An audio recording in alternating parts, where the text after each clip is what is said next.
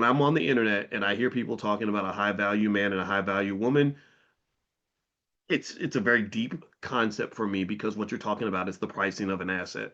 And that's much deeper than you think that it is. And one of the things that I've concluded is that when you talk about pricing yourself as an asset, knowing your worth, knowing your value, most people misassess what their value actually is.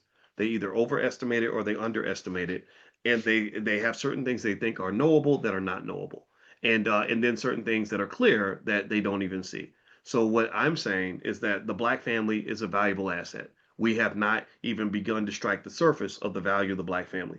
You are a valuable asset. The reason these white folks want to hire you for these jobs is because you are so valuable. That's why they could literally put a slave on their list of assets and calculate the value of their slaves as part of their net worth and get a mortgage based on they can borrow against your value because you were so valuable to so many other people. So the other part of valuation in asset pricing is the ability to even understand and see the value of something. If you don't see the value, if you don't see your worth, then the worth pretty much kind of doesn't exist because you're not utilizing that value, right? Like when you have that free time, you have that intellect, you have that culture, you have so many things that make you valuable and precious, and you live in a world where black people are significantly undervalued by other people. And this is one of the reasons why I think it's so important that we educate our own kids is to teach them to see their worth, to understand that your culture, your community, your family has value. And if you want to talk about what wealth means is it's going where the assets are. So price your assets properly, protect them, and go where the money's at. That's important. And part of the reason a lot of people stay poor is because they're running in the opposite direction of where the money is.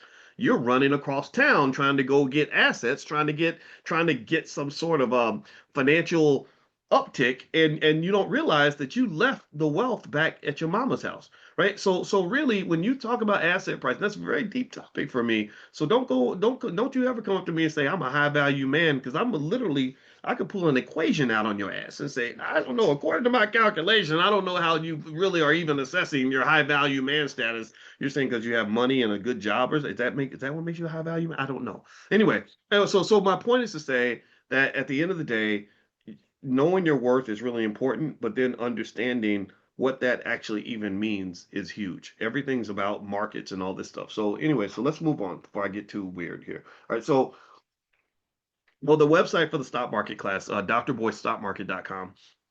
That's the URL. And also we have a program for kids, Black Millionaires of Tomorrow, blackmillionairesoftomorrow.com. So feel free to go to blackmillionairesoftomorrow.com if you want to educate your kids in the Black Business School.